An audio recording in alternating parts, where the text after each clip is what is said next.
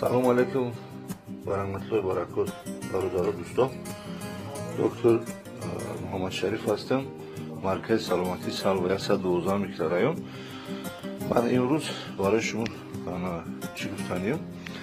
این برادر سومونجان اومده از طرف نوجه رشته. وقت هنگامی که اومدگی بود سکولیوز تیجوری степень بودم، مثلا استمرارشون конкретно کجلا بود، خبرها شتایی بود. یک کورس لیچنی گرفت، جواب دادم رفت. بازی اومد اونجا دیگه کورس لیچنی شروع شد. الحمدلله نگاه کنید خیلی استمرار شده، خبرها هم اومدگیه که پاستیفی نیسوز میشه.